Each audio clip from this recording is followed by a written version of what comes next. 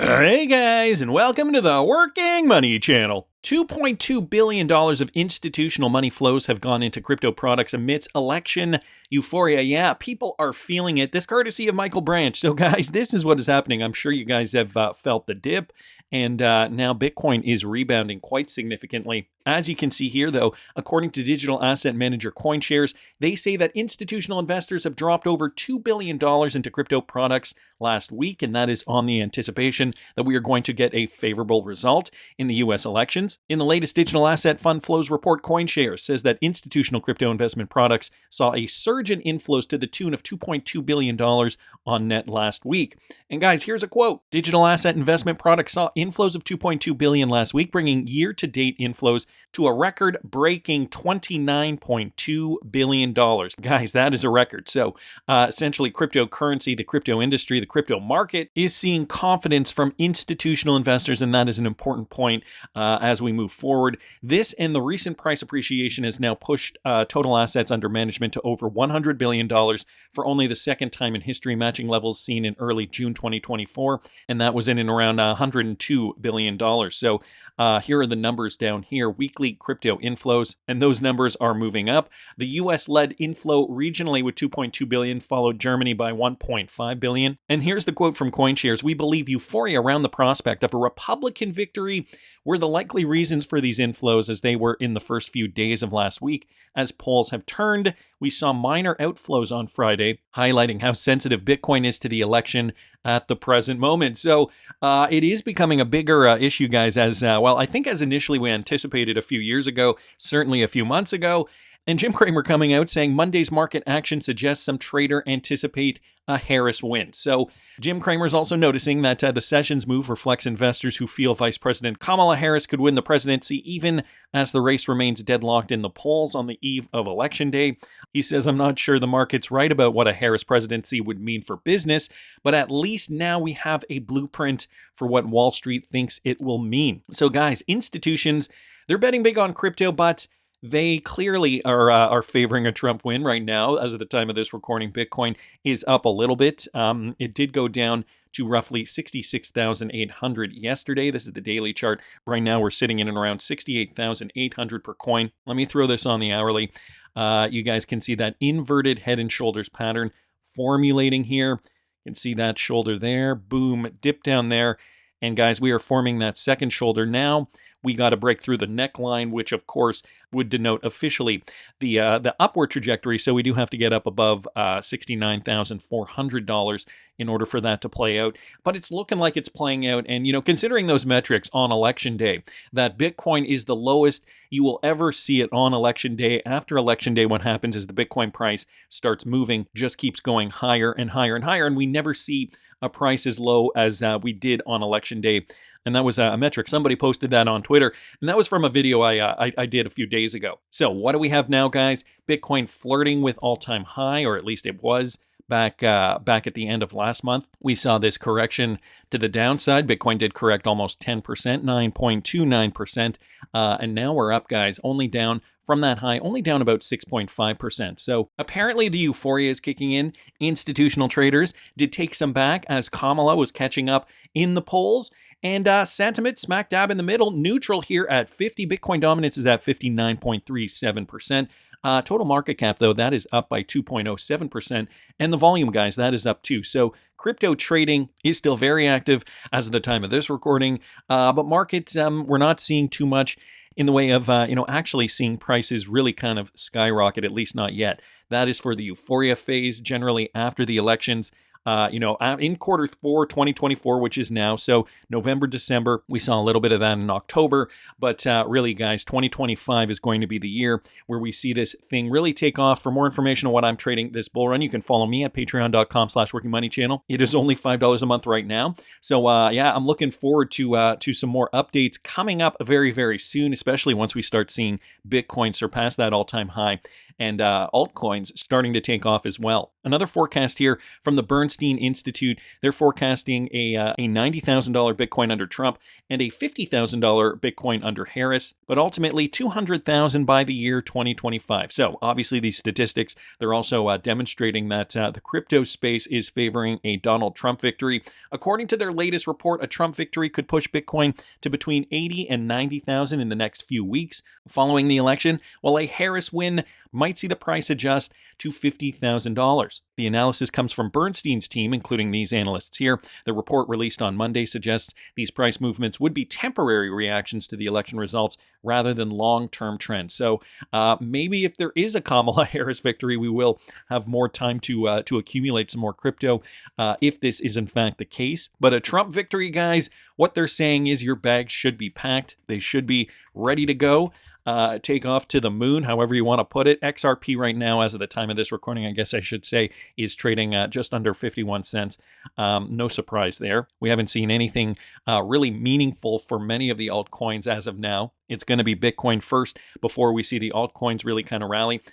Prediction markets are closely watching the election's potential impact on crypto prices. Polymarket, a decentralized predictions platform, shows Trump leading Harris with the odds at around 57.9% to 42.1%. The platform has seen $3.1 billion in trading volume related to the election outcome. So betting big, guys, on this election, whether it's on the president themselves. Who's betting on the election? I don't know. Put it down in the comment section. If you're that kind of degen, I've got a little bit of money on the election. I'm not gonna lie. I'm just doing it for fun. Not a lot, but it's one of these times in history where it's the biggest election. I think so many people feel like they've got so much on the line right now, whether it's financially or just in general, how your country is being run. And this extends to other countries, other Western countries around the world too.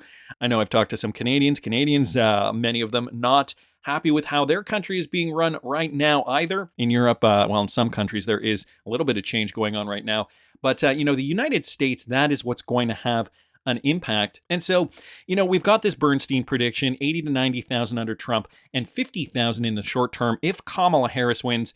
But Elizabeth Warren wants to only allow banks, hedge funds, and the Nancy Pelosi's of the world to own Bitcoin. This tweet here coming from John Deaton. Her crypto bill bans regular people from self-custody of Bitcoin in America. Imagine that. It's difficult and impossible to put a dent in the wealth gap if you exclude regular people from owning these assets. She claims she's protecting us from making bad decisions with our investments.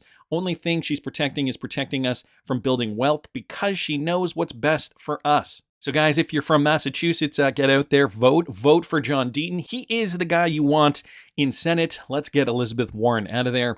Gonna keep moving along, guys, because we got a lot today. Kaleo here posting this, okay. In 2016, the total crypto market cap was just $12 billion. That's billion with a B. So I just want to kind of put things into perspective here.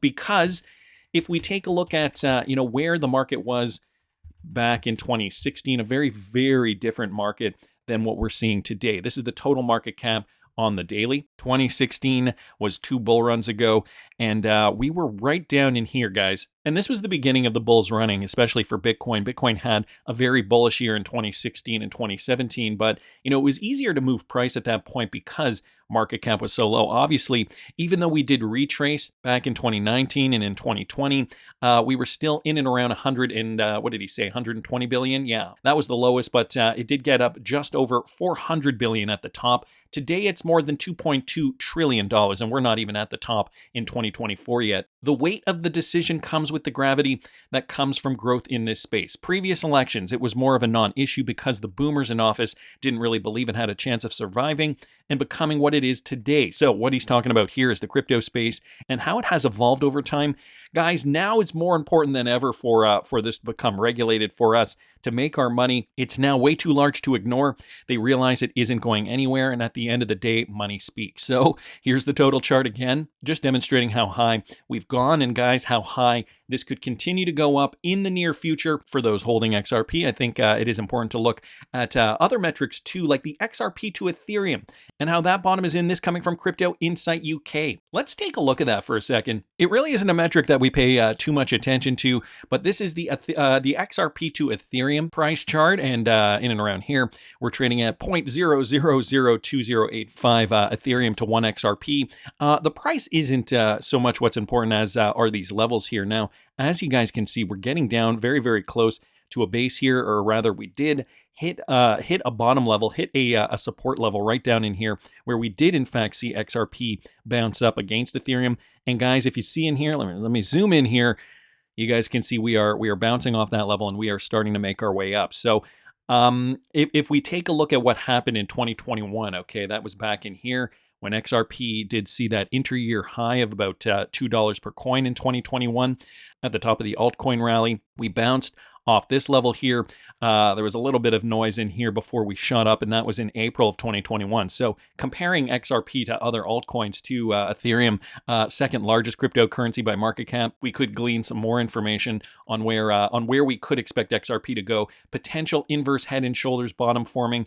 Higher lows been putting in, so he's just explaining all those other things that we're seeing here on the chart. He's also posted a chart here. And if you do have Ethereum wanting to swap that for XRP, what Crypto Insight UK is saying here is before this, we could sweep the lows at higher lows. This would be a good entry, in his opinion. Again, not my opinion, not financial advice. I personally, showing everybody what I'm doing with my portfolio over there at patreon.com/workingmoneychannel. But this is just another example of where we could see XRP going very soon, just compared to some of the other altcoins, namely Ethereum in this case, the second largest cryptocurrency by market cap. Another crypto that does hold a lot of influence. And I didn't even know you could do this. Benjamin Cowan posting this. This is combining the Bitcoin, Ethereum, USDT, and USDC dominance charts.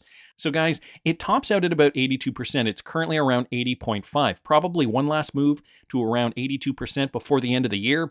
Then it goes down next year, and you know what that means. Euphoria season will be here. Let's just bring some of those up. So apparently if you go btc.d and you hit the plus and you go eth.d plus usdt.d plus USDC.D. Apparently, you can get a chart here of all these. Look at that, all these different cryptos and their dominance. So we're at 80%, getting up to 82 is very, very close. That would be the next level of resistance right up here. What have we seen in the past? Well, in the past, we have seen that level hit. That was September 2019.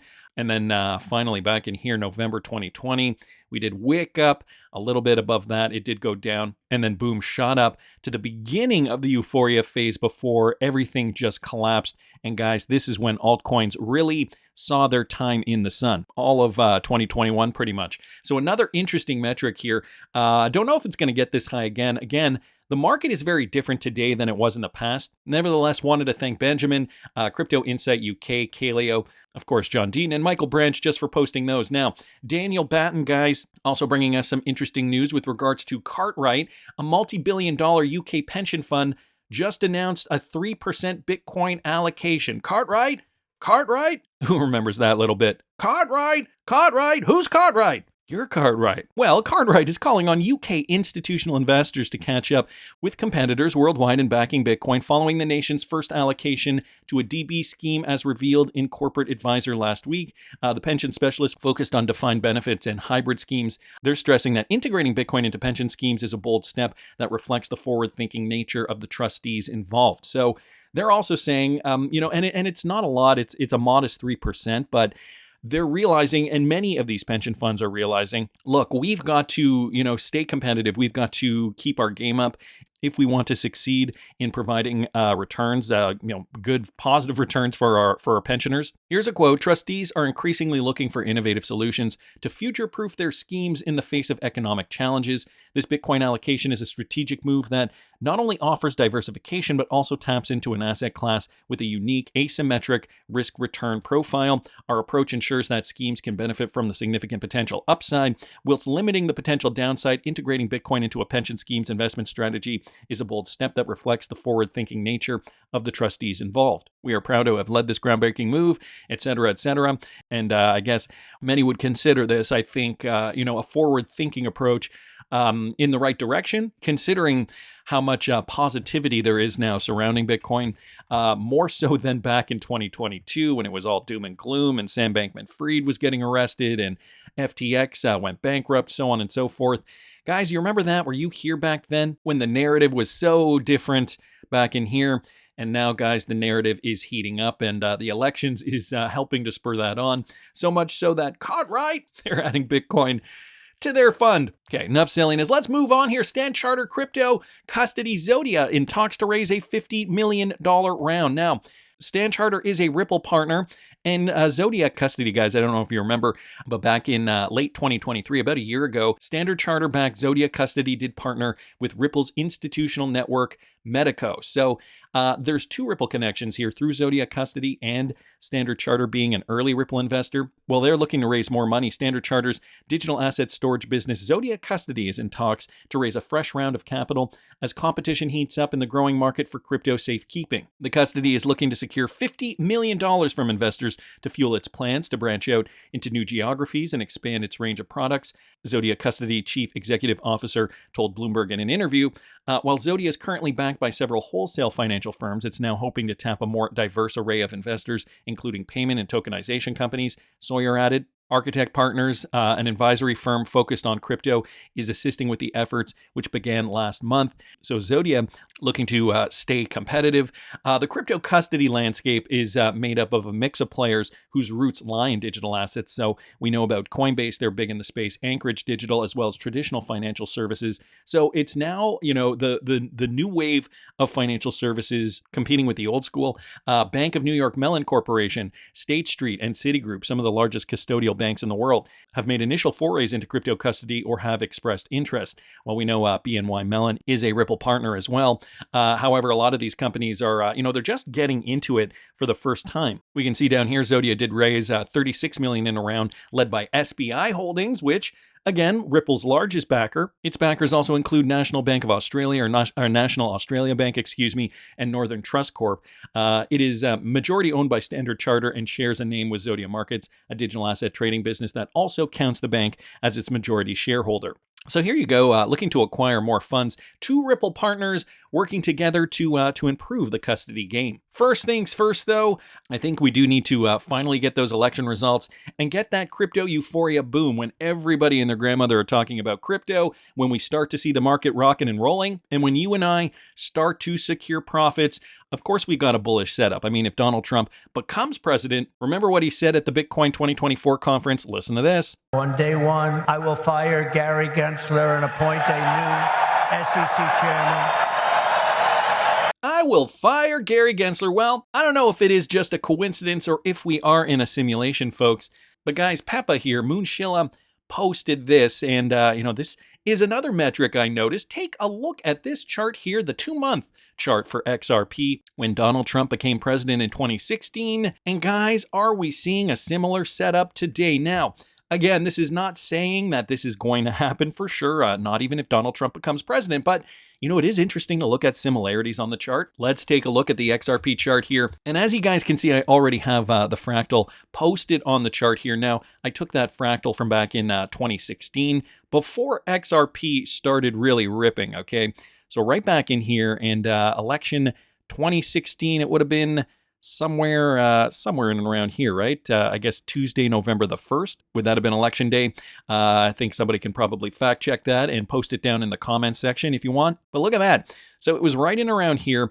XRP did slowly move down before it really started shooting up. And this is when we initially saw that euphoria phase for cryptocurrency, just generally in the space. But guys, mostly for XRP. So what I decided to do was take a fractal pattern from this point in time, 2016, when Trump was elected, and bring it over here. And guys, look at what I've noticed. Check this out. Okay, so if we zoom in, let's get rid of some of those current prices right now. Okay, so the fractal isn't exactly the same, but you can see some peaks here. The blue peak matches up with what we're seeing on the chart here. If I move that out of the way, you can probably see it a little better. And this peak here, so it did come back down, came back up, then we did see a bit of a decline. There was another peak here, before a decline, okay, before a decline.